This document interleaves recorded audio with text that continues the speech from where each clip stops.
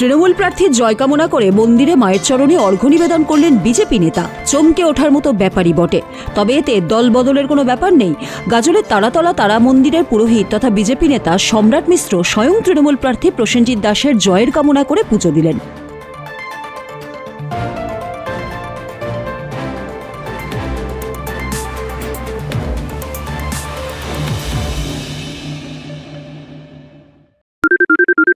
সোনাক্ষী, মশলা কোথায়?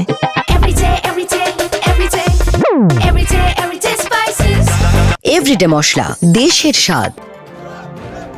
মঙ্গলবার তৃণমূল কংগ্রেসের পক্ষ থেকে গাজল বিধানসভা কেন্দ্রে প্রসেনজিৎ দাসের নাম ঘোষণা হওয়ার পর তিনি মালদা থেকে গাজলে পৌঁছন। ওই দিন রাতেই টোল প্লাজার সামনে থেকে তাকে নিয়ে এক বিশাল বাইক র্যালি বের করেন তৃণমূল কর্মী সমর্থকেরা। বুধবার সকাল হতেই প্রসেনজিৎ দাস গাজলের বিভিন্ন ধর্মীয় স্থানে পৌঁছে যান।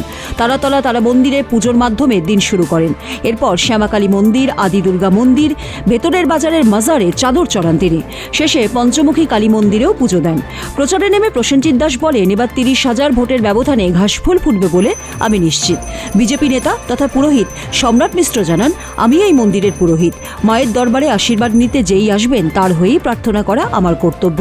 তবে ভোট বৈতরণী পার হতে মায়ের আশীর্বাদের পাশাপাশি জনগণের আশীর্বাদও জরুরি। গতকালের যে সারা সর্বস্তরের তৃণমূল কংগ্রেস এবং গাজলের মানুষের মধ্যে যে উত্তেজনা, উৎসাহ, সেটার বহিঃপ্রকাশ হবে আগামী 23 এপ্রিল।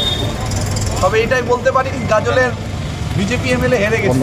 গাজলের বিজেপি এমএলএ হেরে গেছেন। 5 বছরের একজন সম্পূর্ণ ব্যর্থ বিধায়ক, কিচ্ছু কাজ করেন। বিধানসভায় গিয়ে ঘুমোতেন। বিধানসভায় যদি তিনি কাজ করতেন গাজলে আজকে হাই ড্রেনেজের সমস্যা মেটাতেন। উনি যদি কাজ করতেন গাজলে একটা ফায়ার ব্রিগেড কেন্দ্র তিনি করতেন।